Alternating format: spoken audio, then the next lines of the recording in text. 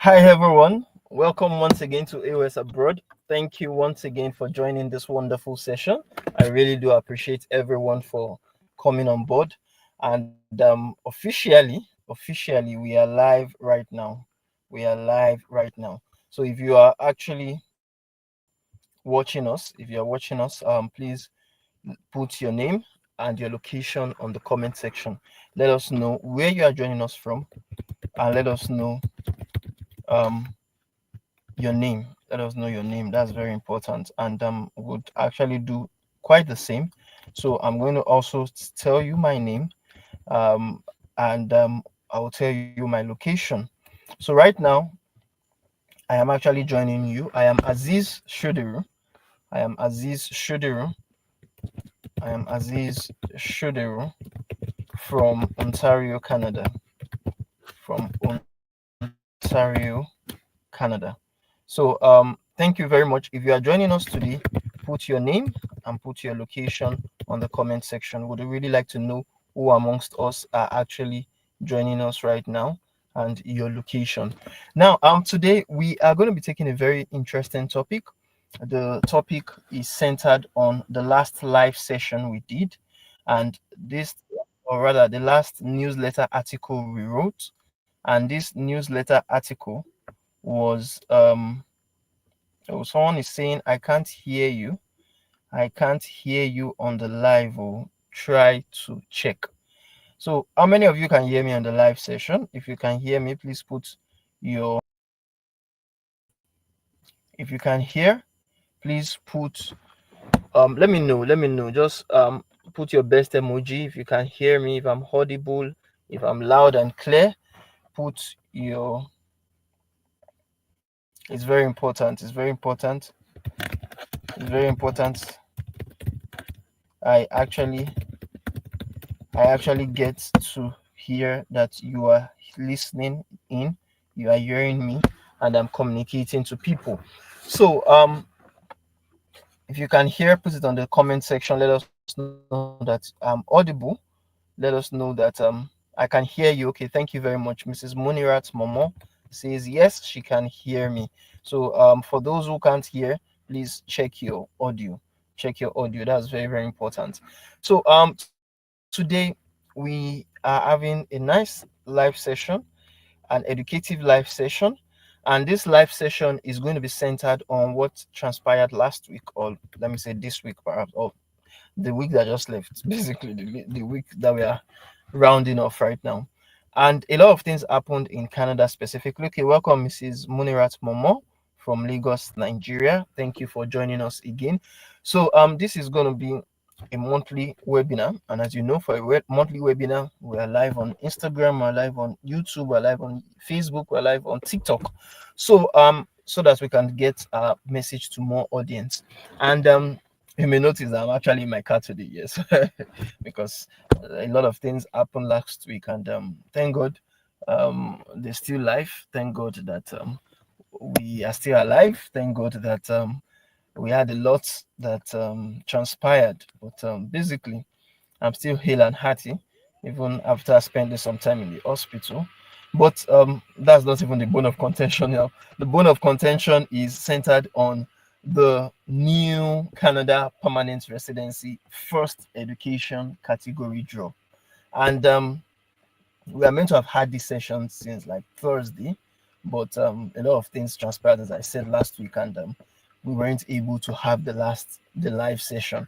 But not be that as it may, today we want to talk about the express entry and how Canada within that last year held their first ever new category based draw that was centered on education professionals. And what do I mean by that? It means that any of you that are joining us right now, any of you that knows someone that, yes, wants to come to Canada as a teacher or someone that is into the education sector, that is really a very good educator or an instructor, that person can stand a very good chance of coming into Canada right now, because Canada has started inviting. In my own time, Canada didn't invite teachers, and I say that with all certainty. In fact, I had to wait more than a year, more than 1 year, to understand it, to understand that Canada was not inviting teachers.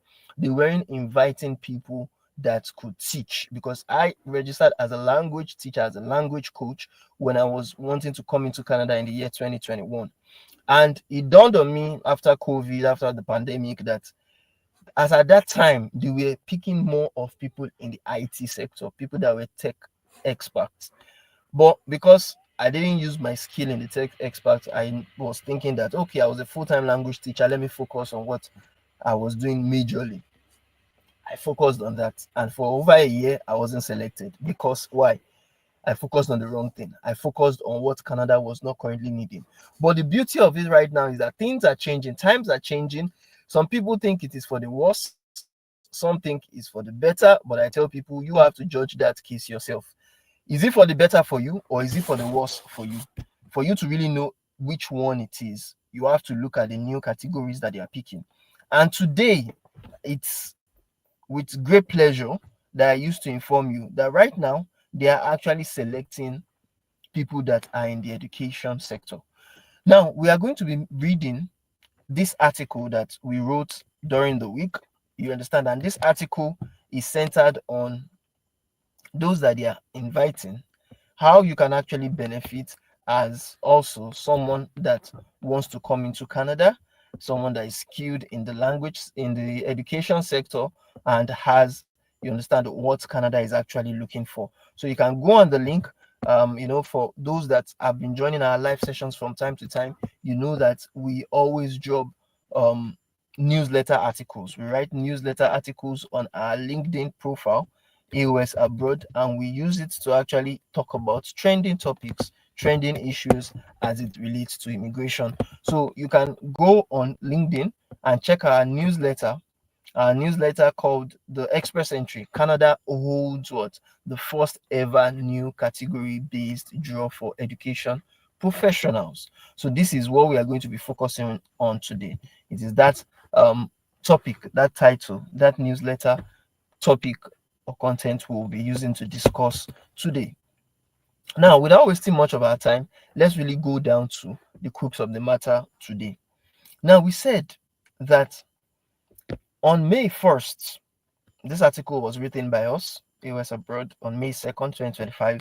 But on May 1st, 2025, Immigration, Refugees and Citizenship Canada, IRCC, they conducted their inaugural express entry draw, specially for education professionals. And they were issuing what? 1,000 invitations to apply, 1,000 ITAs for permanent residency. Now, this invitation they did, it marks a significant shift, because as I told you, Canada was focusing on health tech professionals for some time, especially when I was coming into Canada. But now they are now focusing on education professionals. Among other things, it's not only education they are focusing on, it's not only, there are also other categories they are focusing on. But this draw that they did on the 1st of May, it actually gives us a glimpse of the significant shift in Canada's immigration strategy. And we can't fault Canada for changing their strategy. If you are faulting them and you are not abiding or following their trend, following their strategy, you are the one shooting yourself on the leg. You have to know what they are looking for right now, how you can compete favorably with other people, and stand a chance to actually get selected in the immigration journey.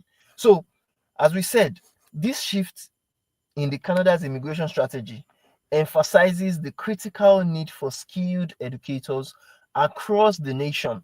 Now, the beauty of the draw that they did this last week is that it is not just centered on one province. It's not that it's just centered on Ontario, on British Columbia, on Alberta, on Manitoba. No, express entry is general. And as it is general, it gives you the opportunity to either come into Canada in to Ontario, or to come into Canada through Manitoba, through any of the 9, you understand, provinces and 3 territories. You can go to any place in Canada by virtue of actually getting invitation for this category based draw. Okay, welcome, Mrs. Oladele Fumilola from Nigeria, I believe. Good evening, sir. Yes, good evening, ma, as well. So, what are we trying to say in essence? What we are trying to say in essence is that if you are a skilled educator, if you are someone that is good in teaching, and of course you have either your credentials to show for it or your work experience to show for it, or even both of them, then you stand a very good chance of getting selected to come into Canada as a permanent resident. Now, we have spotlight on education. The spotlight on education was the new category introduced. As I said, they introduced a new category, you understand, under the express entry, the flag, what they call it, program for permanent residents. Now, in February 2025 of this particular year, IRCC introduced what?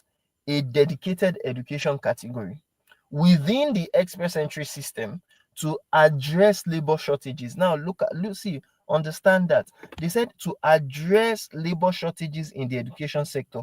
What does that tell you? That tells you that there is a lack of educators, there is a lack of teachers. In my own time, as I was using it as a comparison, in my own time, there was a lack of tech experts. You understand? People that were in the IT sector were not as much as they are now.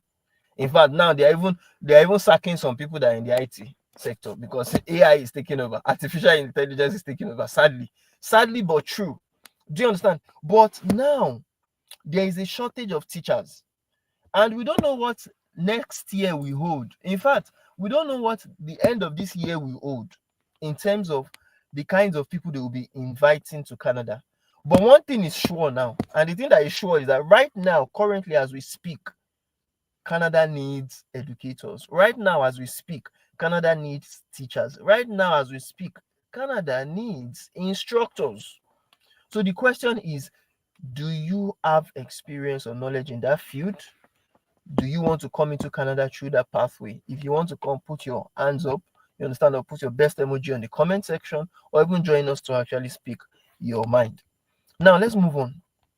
We said that this category, the category of education, targets professionals with experience in key teaching and educational support roles. Now, this is very important because someone was asking me lately that, oh, well, I was teaching in school.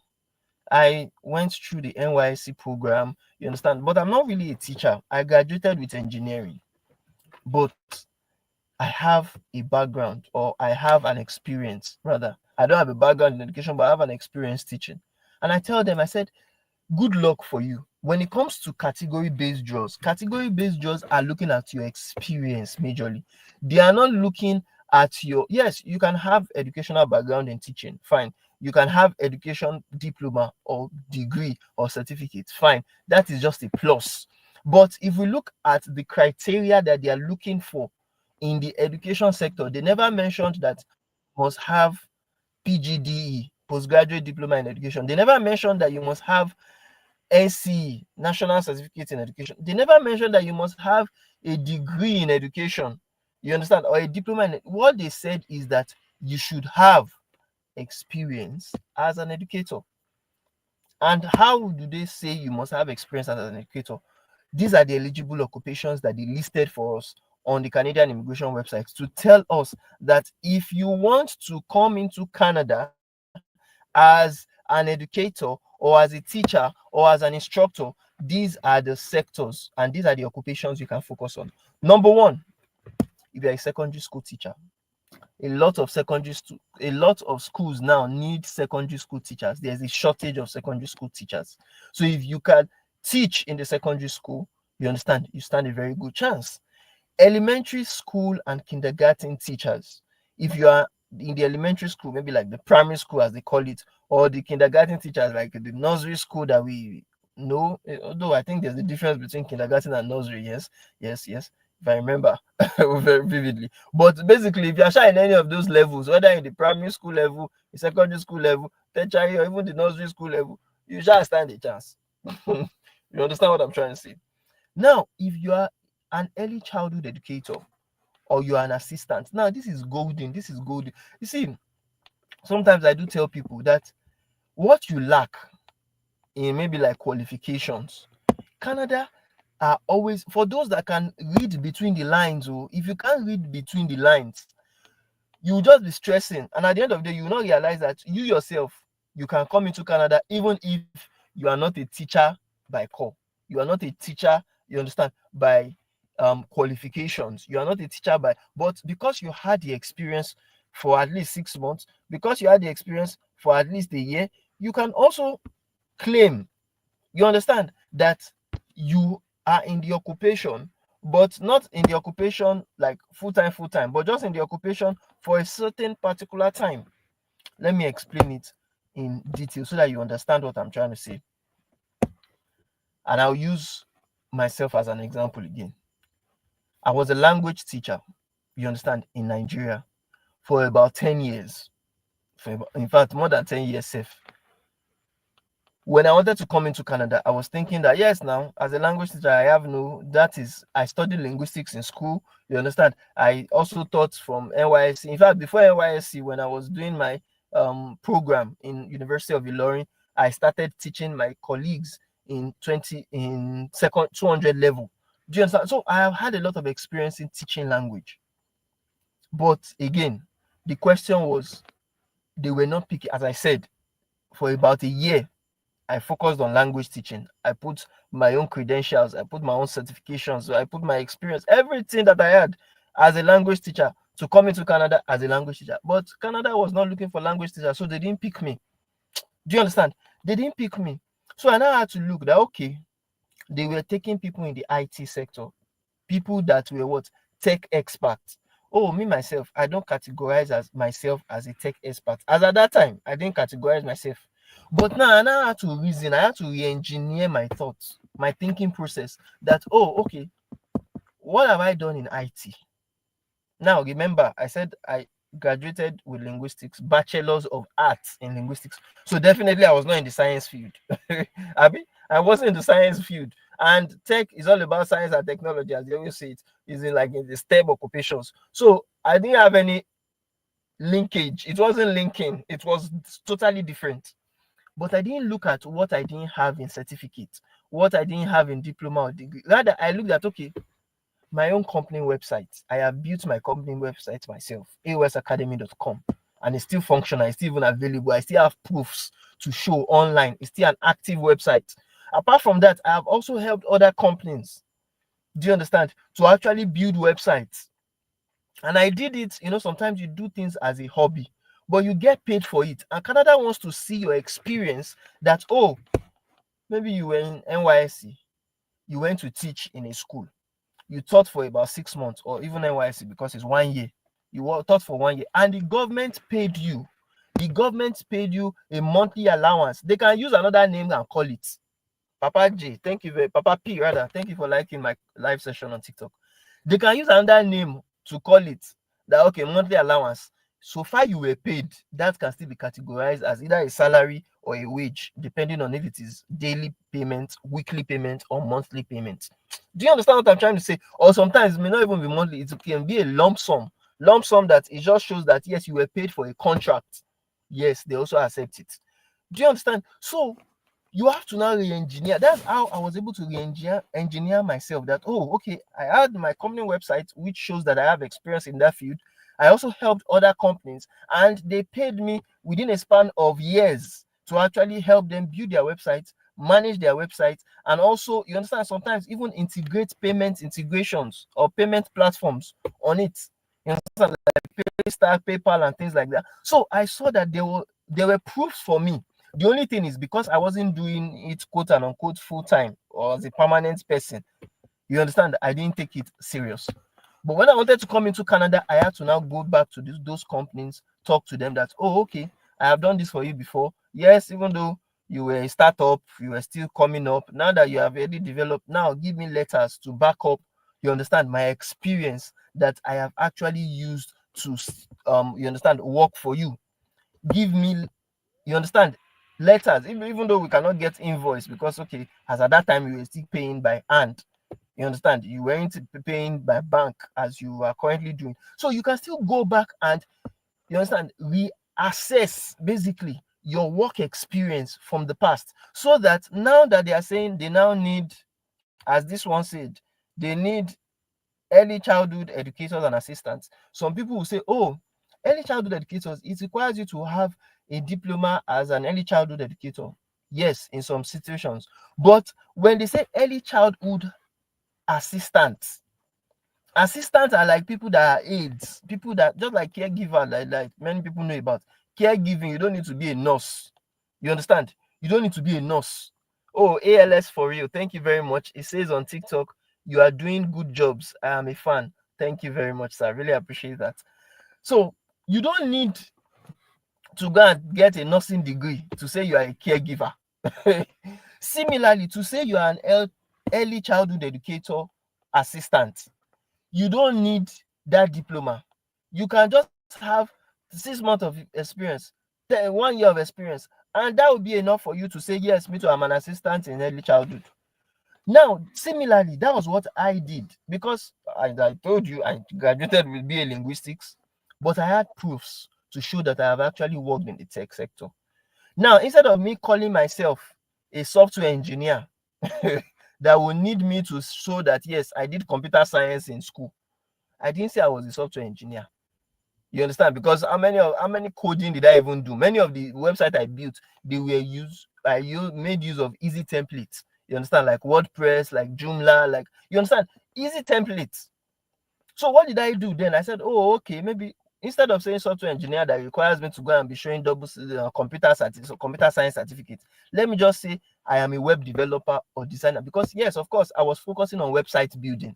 So I didn't really have need to go and work in, or to go and show that, yes, I have worked with codes. No, the life has gone beyond that one, that you now be saying, okay, you can code in Java. Even, of course, when we started, especially when I started learning about web development, I was first of all learning all this HTML, CSS, and JavaScript. But at a time, I got bored of it, and there are easy templates now. WordPress is there, Joomla, and I focused on those ones. And I built my company website. Till today, my website is still functional. It is still the same with the website that people are using code to build.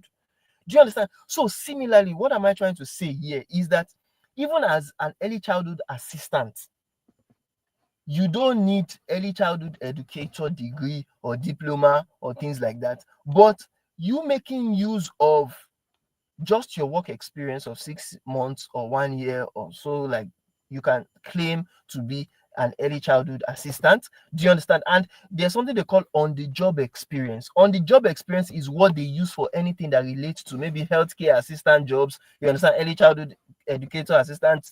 So far they put assistant in it, or something aid, healthcare aid, all those kind of things. When they say something is helper, you understand? Healthcare assistant, helper, healthcare aid, helper. Those people, they know that you didn't go and study it in school. You understand? But you have experience in that line for you to actually claim that you are into that field. Do you understand what I'm trying to say? So please wise up when it comes to things like that. Now, another one that they say you can come in through is another eligible occupation under the education sector is instructors of persons with disabilities. Now, when they say persons, you used to say you have known. Okay, Nana Zulai, thank you very much. I see you liking the live on TikTok. Now, you know that instructors of persons with disability, if you don't have experience treating people with disabilities, if you don't even have educational background treating people with disabilities, then of course you cannot actually come into Canada through that, because it is a specialized occupation. It's just like doctors too. You can't say, okay, you are a doctor of the brain without you going to study it like fully, without you having years of experience in it and things like that. So that one, you can leave it out of it. If you don't have, if you have experience and education in that line, fine. But if you don't, leave it. Now, the last one is elementary and secondary school teacher assistant. Similarly, just like early childhood educator assistants I talked about, when it comes to elementary and secondary school teacher assistants, you don't need to have education degree or education diploma before you can be an assistant in the school. You understand? Assistants can even be all these executive, okay, good, executive assistant, executive teaching assistant, executive virtual assistant. There are a lot of, you understand, loopholes that you can use so far you actually assisted a teacher, so far you assisted an educator, so far you assisted a coach. You understand? You can say that, yes, you're an assistant. All you just need to show is your on-the-job experience that you gathered whilst serving that particular teacher or that particular education, you understand, institution. And the beauty of it, before you can become eligible, Canada stated it on its website, is that candidates must have a minimum of 6 months of full-time work experience in one of these occupations within the last 3 years to qualify.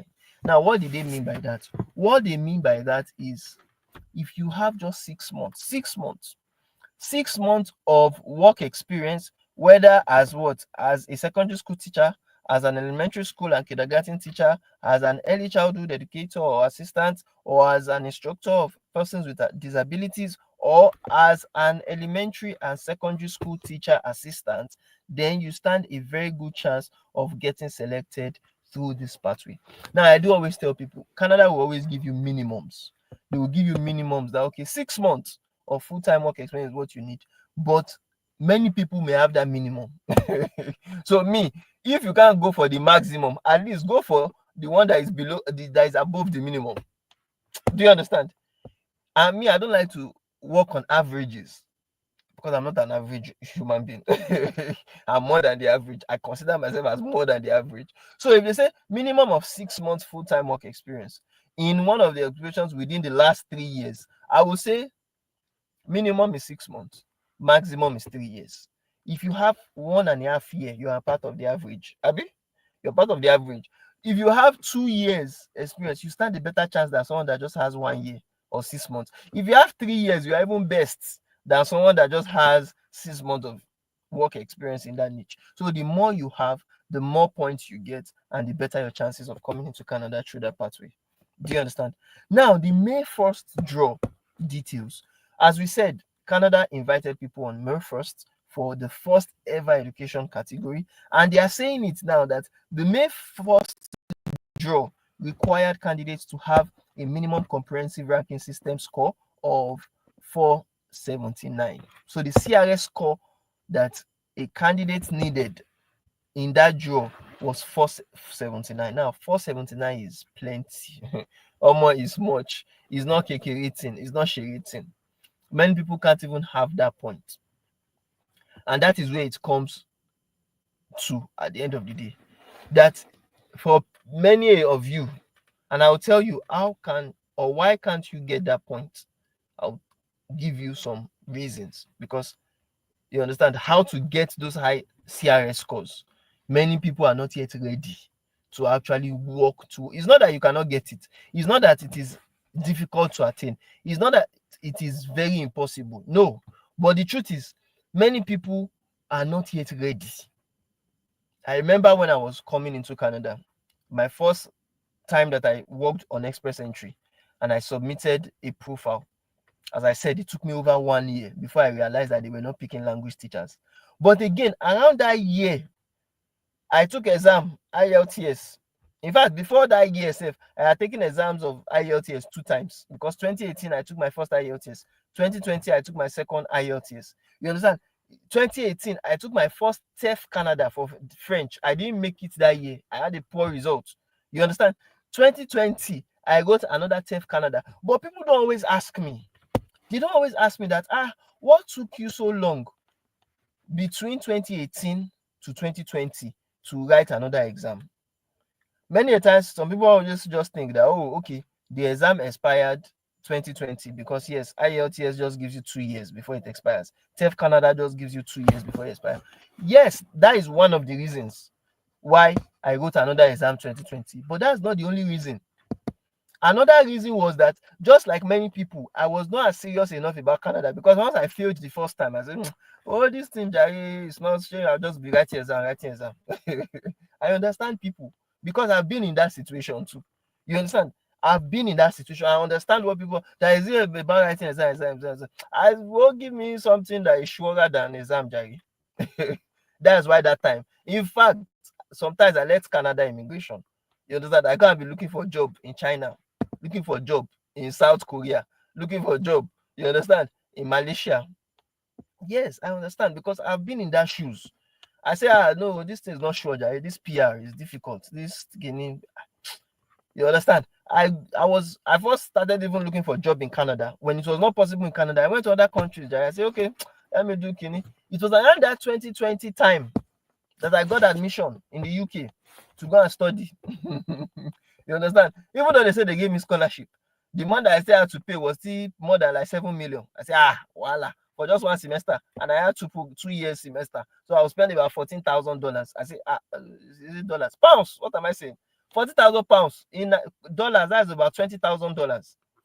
You understand? I say, oh boy, this one money, it plenty. Well, that even if we sell our fatherland, we will not get that money. That was what forced me again to now come back to immigration. And I have some of our clients that are like that. That some people will go and do every other program that is out there. But sometimes some people will even apply. I didn't even apply for study permit now, because when I got the admission, I saw that the money was expensive. I quickly retreat. You understand? Even after the scholarship, because I applied for scholarship too. They gave me scholarship. And I say, if you do not give me scholarship, how much would I now have been paying? That was what discouraged me. That even with scholarship, I'm still even getting to pay over like $7,000 per year. 7,000 pounds. Now that was on the side. There are some people too that's why I said many people will not get this point. 479 points is too high for many people. But again, we always give solutions. And what are the solutions?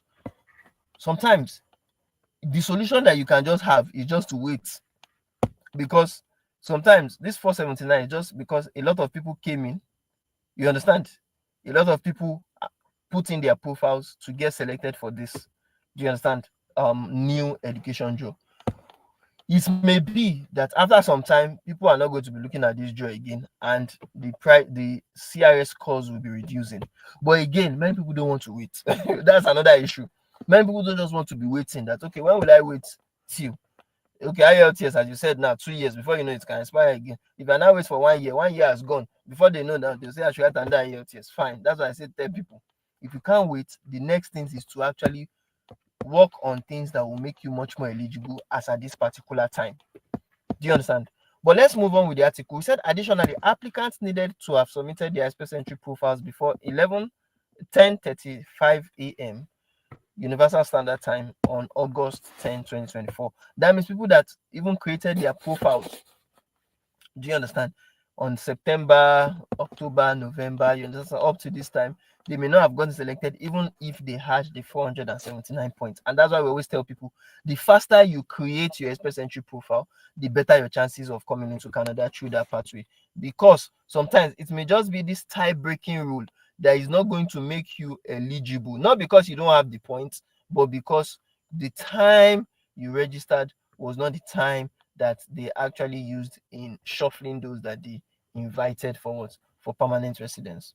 Now the question now goes thus: if for instance you want to start working on also getting selected through the education category of the express entry, how can you get the high CRS scores?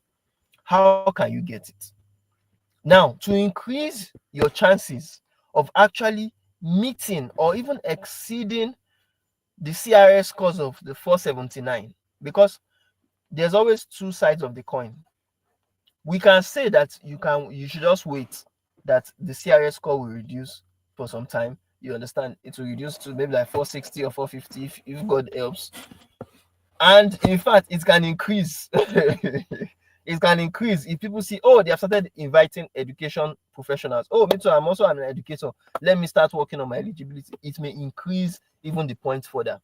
So what we are trying to say is, if you want to get selected in a future express entry draw, you need to focus on the following strategies. Number one strategy that many people run away from is to improve language scores.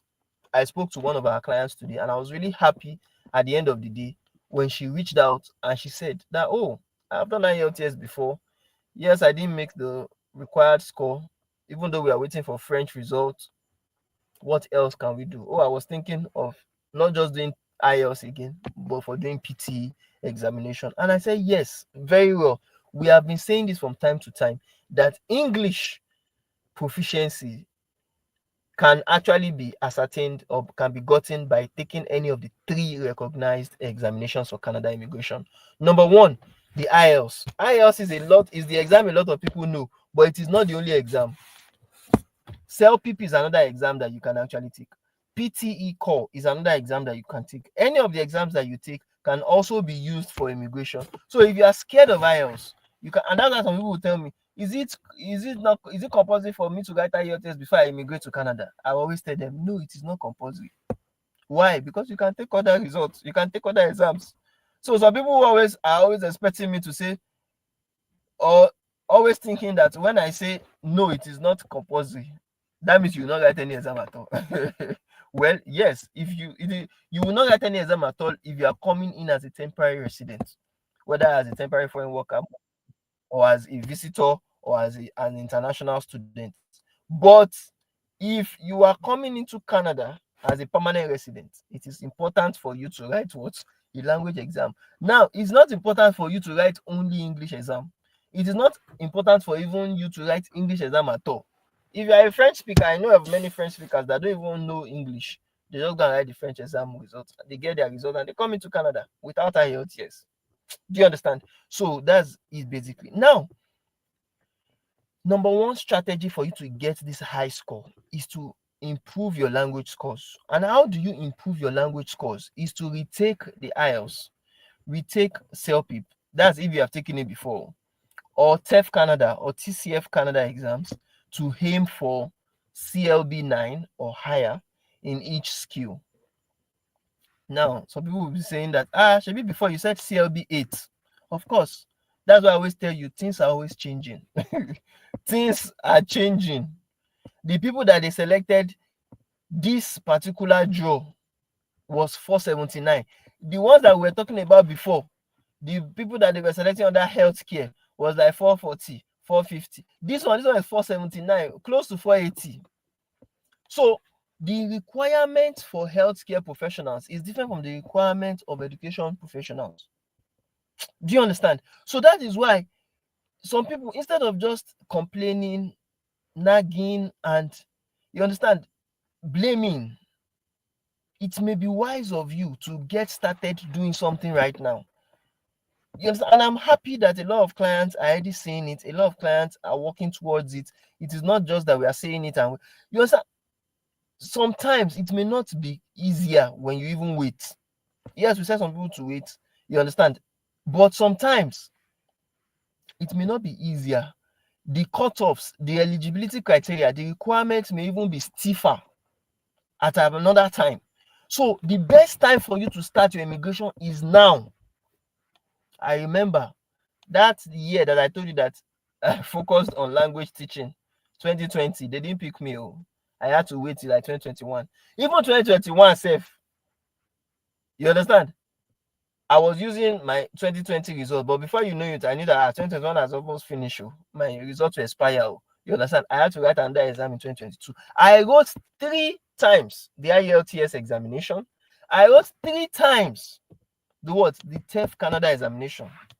So people have not even written any exam twice. In fact, before TEF Canada that I wrote 3 times, I had to write DELF B2 and DELF C1 exams, which were diplomas in French, so that I would improve my French speaking before I now go and write the monster, the TEF Canada monster. But some people don't want to go through those stress. It's true. I always tell people there are 2 ways that you can use to come into Canada. Either you spend time or you spend money. You understand? Or you spend both. Yes, I simplify it for people. If you want to spend money, do you understand? And stress on things, quickly start getting your language results.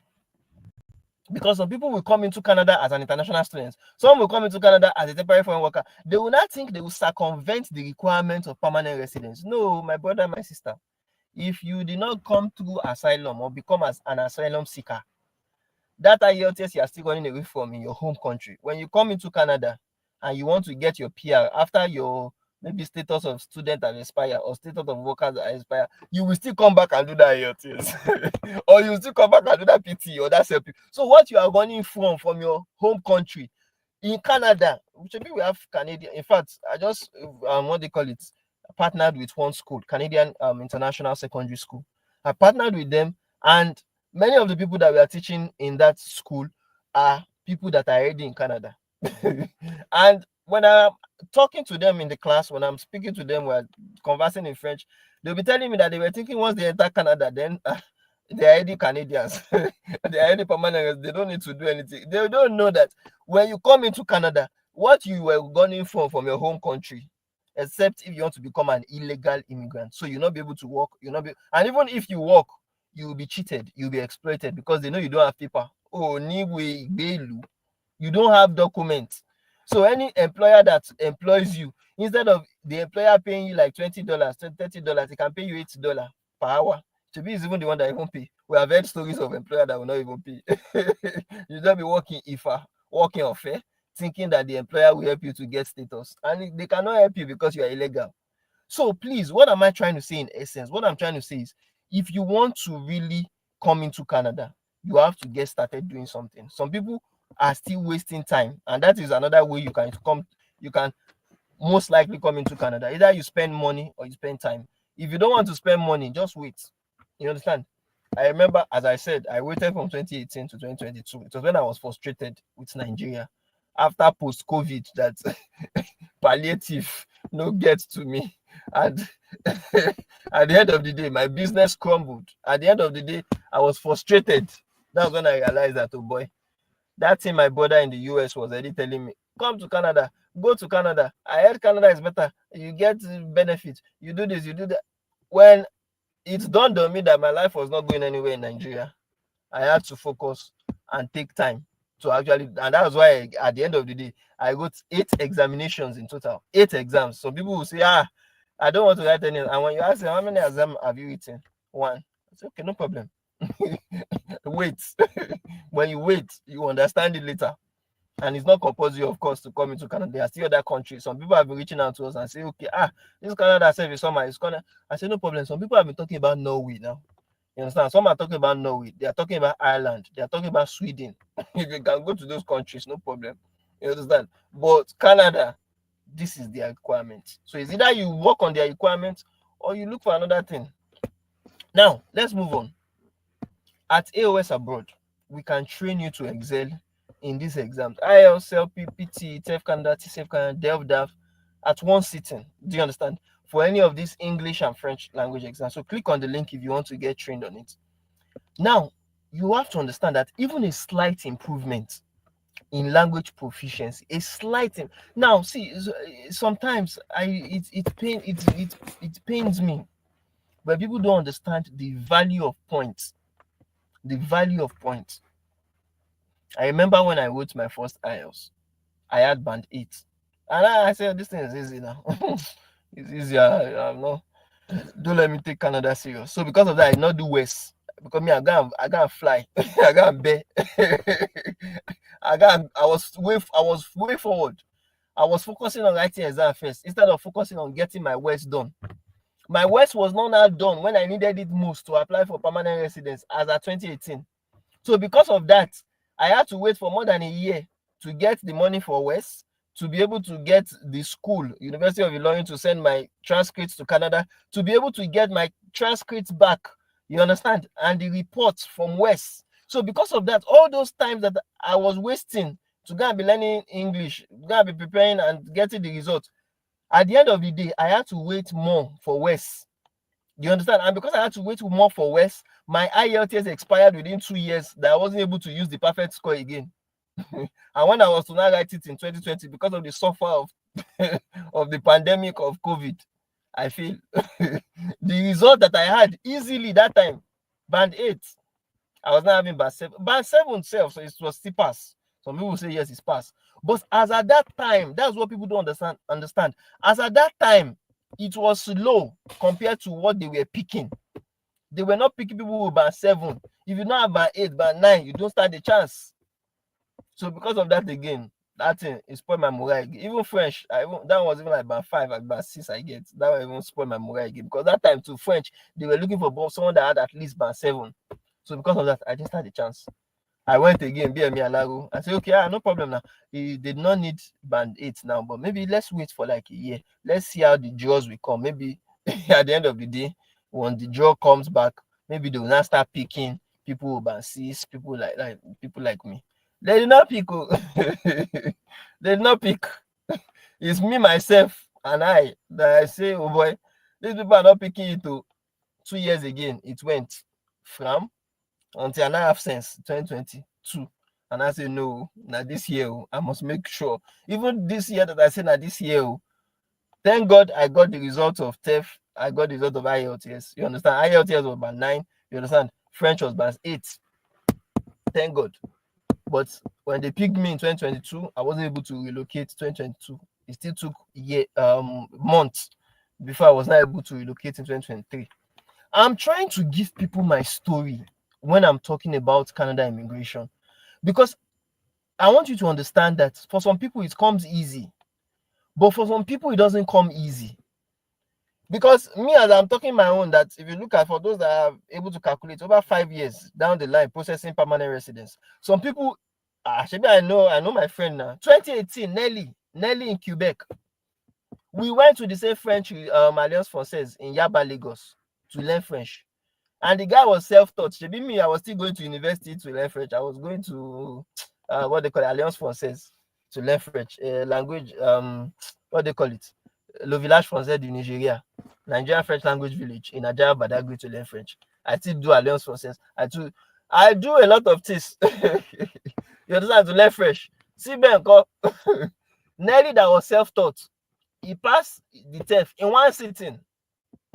Some people think this is shey. He passed IELTS in one sitting. 2019, that was when he entered Canada. 2019, my friend, he leave me comot for Nigeria. He travel go Canada. The guy now is a citizen. Me, I'm still a permanent resident. He's a big boy now. Guy that is doing IT. That time he was the one that made me even understand that, guy, you are doing language teacher. Come into IT now. If not because of him that time. You understand? He did it one sitting. He told me all the processing of his kidney, 8 months. 8 months. He told me he was able to get his PR. 8 months. But me, it took me 5 years. So if you look at that, some people, it will be faster for them, especially someone that is serious. Because this same Nelly is telling me that when he wants to study, he doesn't just study, you understand, to go and write exam within weeks, which was my own big mistake that time. Because me, after like 3 weeks, I'll quickly go and bear.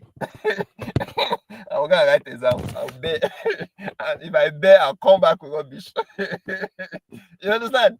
But he said he can practice exam for 2 months, for 3 months before he go and write it. And he said, no matter any past question, he could have solved past question like we do resources, do materials. You know, he could have gathered a lot of things, learn a lot of things. That when he writes exam like this, once he has made it, one sitting. You understand? So that kind of person, 8 months, he gets what he wants. But me, oh boy. So sometimes some people will not be saying, oh, they did not get it within 1 year, and I'll not be laughing with people. You did not get it does not mean you will still not get it. But if you are not determined enough, you will not get it. Because if me too, I was not determined enough, and I say, the first time I wrote TEF Canada, I failed, and I did not just focus.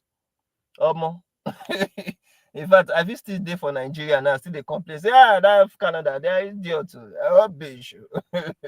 You understand? Okay, Mrs. Munirat's mama is saying, sir, does the West evaluation expire or have a time frame? God bless you, ma. It expire. In fact, is there anything in Canada that does not expire, Sha? It expire. Now, how long does it take? 5 years. Let me give you instance.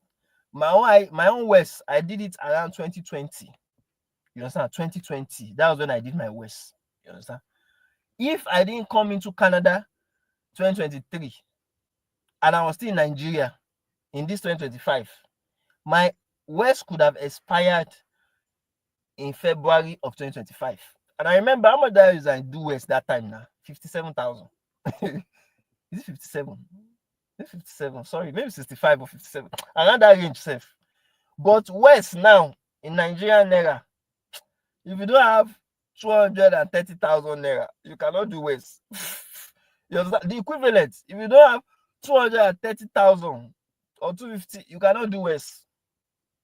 So what am I saying? Time is of the essence. Time is of the essence. If you want to wait, I too waited, I understand. But if you don't want to wait, if you want to come with a program again, understand it again. It can be possible for you if you are willing to just do it. Let's move on. Number 2 way that you can use to actually get that high score is to gain more work experience. You have to accumulate more skilled work experience, especially in Canada or in a high demand NOC category.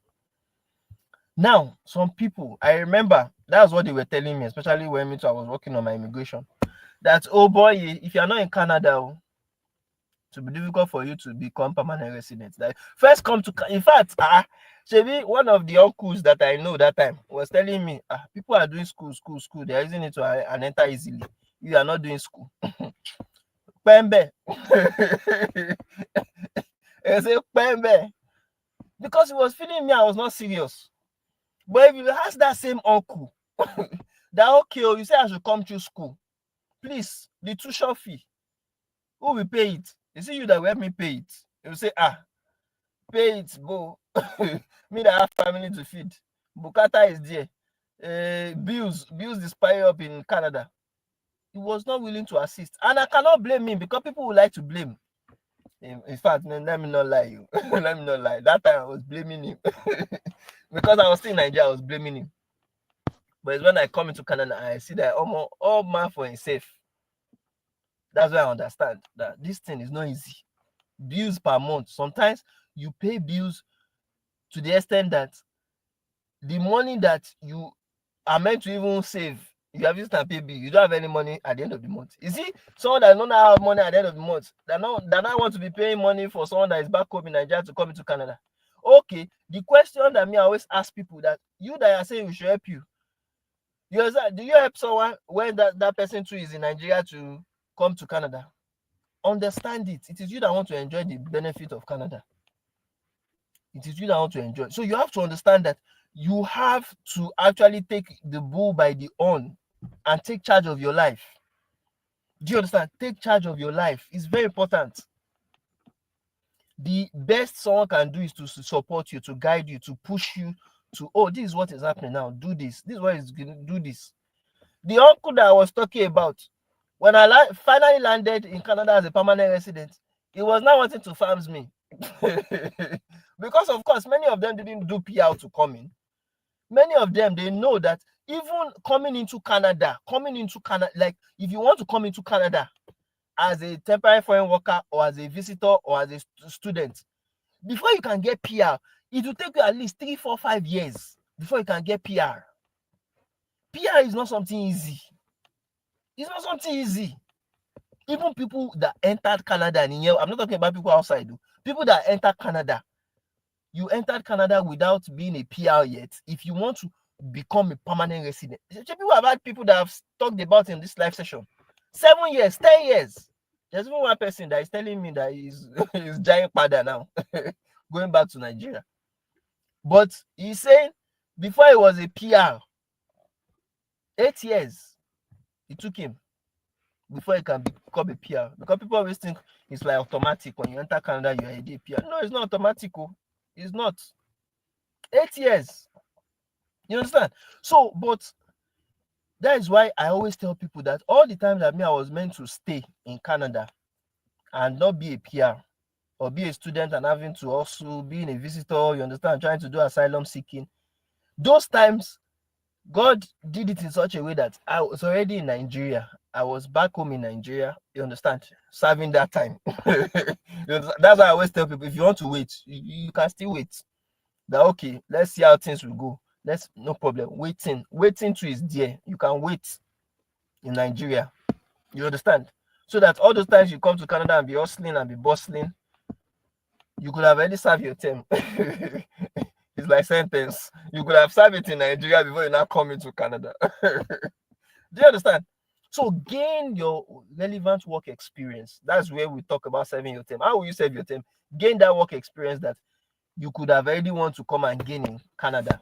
You understand? When you now gain the work experience, the more years of experience you gain can now yield you more CRS points. Do you understand? So that's the second way. The third way is educational credentials. Some of you just have bachelors and you're saying they did not pick you. You may need to complete additional educational programs or obtain an educational credential assessment, ECA, for your foreign degrees. So if you have bachelors, can you get your masters before you come into Canada? If you have NC, can you get OND? Or if you have OND, can you get HND before you come? Oh, you have HND, can you get PGD? If you have bachelors, can you get PGD? You understand? Okay, you have masters, what of PhD in come? But again, me, I don't want to study because me, when I even, as I told you, I got admission in the UK. Even after scholarship, they are still telling me to pay like £7,000. The money was not kekere money. It was not small money. So because of that, I say, okay, let me focus on what I can control. Let me focus on something that it will not take years. Because of course, if you want to take any program, at least you spend 1 year, 2 years before you can get it. So I said, let me focus on something that will not take years, even though at the end of the day, later take me years. Was language exams. I carry more. So even with my bachelor's, I still came into Canada. So you can still come into Canada with what you have now in terms of education. But if you don't do that first thing, which is the language proficiency, that may be the only thing that is affecting you to come into Canada. And we have seen a lot of people, it's just that language that is affecting them. Do you understand? Canada is changing now. There are a lot of things that were happening before that people were using to come in easily. But now, it's something else. So, number 4. Okay, we said pursuing a Canadian post-secondary qualification can also add valuable CIS points. Now, if you have money, it's not everybody that have money. Let me tell you, I don't have money. That's why I not deceive myself. I didn't have money to chase a Canadian degree. And now, if you want to chase a Canadian degree, you want to be certified, you understand? At least you spend $20,000. At least, but you not even spend. You not spend anything at all. You just do a course. You spend 20,000. So, are you willing to spend 20,000? Do you have 20,000 to spend? If you are not willing, if you don't have, then focus on what you can actually control. Now, 4, provincial nominee program. I came in through PMP, and I would always keep telling people about PMP because that way it is still less expensive than many ways that people are talking about today. PR for me is still the best pathway. PR for me, either through expenditure or PMP, is still the best because once you can thrive, once you can get invited, once you can get your visa through it, you're not going to be worrying. You'll not be like someone that will come into Canada after some time, the visa will expire and the person will now be running a tasketa. Me, I've been in Canada for close to 2 years now, and I'm not worried because I know what I'm just expecting now is citizenship. You understand? I'm not worried. I don't need to be worrying about renewing any passport or renewing any visa. Apply for Canadian PMP streams that align with your profile. If education category, the CRS score is high. I may not be able to meet that CRS score. Focus on all other provinces. You may need to take time. You may need to be more serious with, you understand, being qualified for them, but focus on provincial nominees. A provincial nomination can give you 600 CRS points plus, which would basically guarantee your invitation. It will guarantee you to be able to apply for permanent residency. Even job in Canada cannot give you this assurance. These are the things that after 5 years, I had to get sense at the end of the day because I realized that there are some things people will be pursuing. I want to get a job. I want to do this. At the end of the day, they'll get a job. They'll come into Canada. I've seen people that have good jobs in Canada, but they are still saying that they still feel empty because they don't have that status. And because you don't have that status, even in the job you are doing, sometimes there'll still be like intimidation. There'll still be like, you understand, because you don't have the right papers. So the kind of benefit you're even meant to get from the job you are doing, you're not getting it. Let me leave that one. Number 5, job offer from a Canadian employer. This is the one that a lot of people always talk about. Securing a valid job offer which is supported by a labor market impact assessment (LMIA). It's good though to get a job. Oh. It's not that it's not good though. In fact, me too. I told you, I first started with Canada when I was not able to do. Well, I was not able to get the points for language. I was looking for a job in Canada. As at 2018 or 2020, they did not give me job. I said, okay, yeah, it's Canada that people are looking at. Let me forget Canada. Let me do China. I do China. I do South Korea. I do Malaysia. They don't pick me. They say I'm not. That time there was one language they were using that was paining me. They say I'm not an English native speaker. I say, I'm not English native speaker. Oh. What do you mean by I'm not English native speaker? Do you know that in Nigeria we speak English right from birth? They teach us English from nursery school, secondary school, primary school to tertiary school. Don't tell me that I'm not native. You can talk. You can talk. Because that time all these gigs were available then. That go to China, go and be an English teacher. Go to, you understand, South Korea and be an English teacher.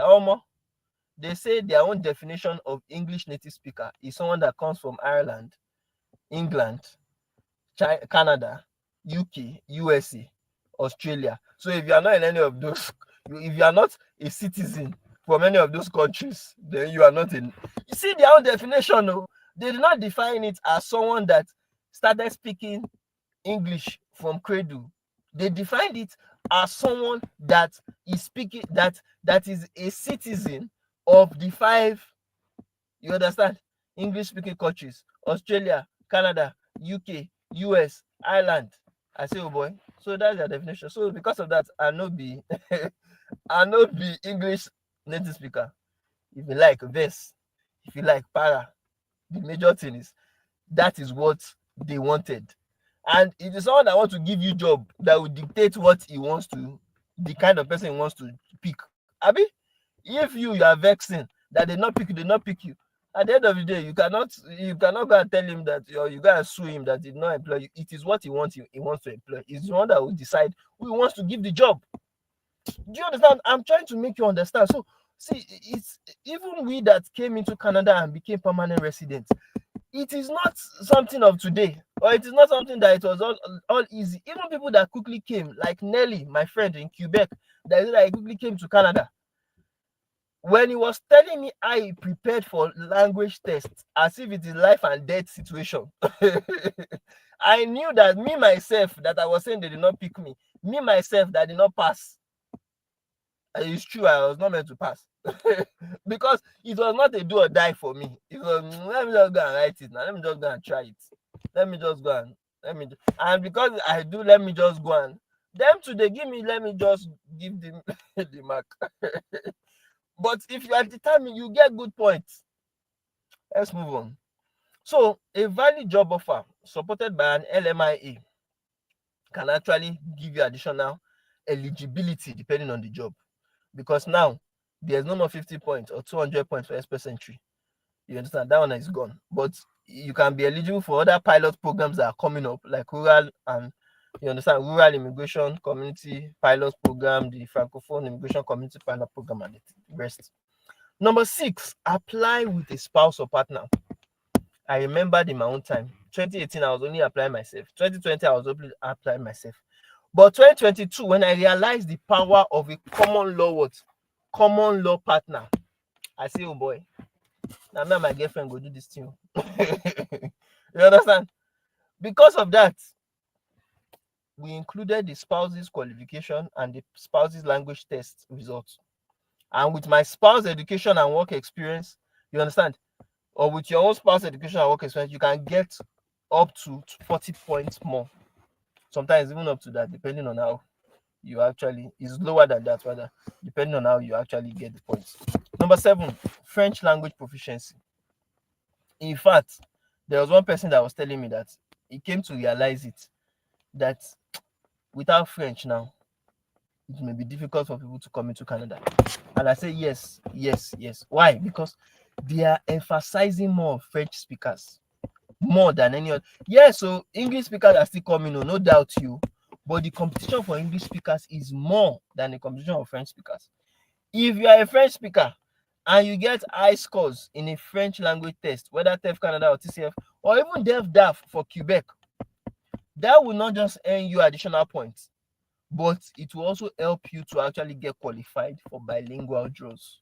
Because a lot of people cannot learn French. They are not willing to learn French. They are still feeling that, oh, this thing, let me leave it. Number 8, which is the final thing, is to stay informed about category-based draws. Education category is not the only category. It is just the new category that was added. In fact, there's still healthcare and social services. There's still agri. There are still a lot of categories. So monitor IRCC's update to see if your occupation that you have currently is in demand, if it is targeted, just like the recent education professionals draw. And please, one thing that I'm telling people is tailor your what? Your express entry profile to match those categories when you are eligible. Now, the strategic shifts in immigration focus.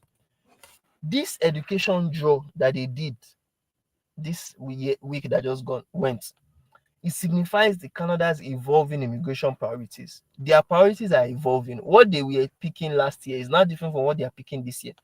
They are focusing on sectors with acute labor shortages now. So by introducing the education category, IRCC aims to what? To attract professionals who can contribute significantly to the country's education needs. And the education sector also anticipates that there will be a substantial growth, with approximately 52,000 teaching positions expected to become available over the next 5 years. So navigating the what? The express entry system. For education professionals aspiring to immigrate to Canada, this new category offers a streamlined pathway. Interested candidates should ensure they meet the eligibility criteria and prepare their profiles accordingly. For more information on the express entry system and to assess your eligibility, visit the official IRCC website or consult with a licensed immigration consultant. Now, let me ask you, what is your next step? Do you have any questions? Put it on the chat section. Let's chat in the comments or send us a direct message. Share your thoughts, your questions in the comments, and let us navigate this exciting pathway together. So, are you interested in more insights about Canada immigration? Then subscribe to our newsletter on TikTok or on LinkedIn titled Relocation 360 by A.O.S. and visit our website aos.name.ng or aosacademy.com for more tips, more guides, and updates on your path to Canadian permanent residence. To your international success, A.O.S. Thank you very much, everyone. Do we have any questions before we go? If you have any questions, let's drop it on the comment section. Don't forget, again, this is the link. Canada holds the first ever new category-based draw for educational professionals. Go on LinkedIn on our newsletter, Relocation 360 by A.O.S., and you'll be able to also read that article yourself. So do we have any questions before we call it a day? If we have any questions, let us drop it in the comment section. Renowned Stitches or Renowned Fashion Backup is saying, let me start searching for a common law partner too. You see? Yes, this is the time for anyone that is serious about Canada immigration. This is the time you need to start focusing on what? On getting a common law partner for yourself. If you don't actually have the points that you need to come into Canada alone. All right. If we don't have any questions, then we'll call it a day. Thank you very much for everyone for joining. Please don't forget to like, share, and subscribe to our channels. Also, hit the notification bell to get notified anytime we drop a content or anytime we are coming on live again. And always endeavor to reach out to us if you have any questions through DMs. You understand? Send DMs. My virtual assistant would always respond to it. And we do hope to see you in our next live sessions, at least in a week. We always have one live session. So you can always join us in our subsequent live sessions to get educated on everything immigration, everything travels, and everything success in your home country and outside your home country abroad. So thank you very much, everyone, and do have a lovely day ahead.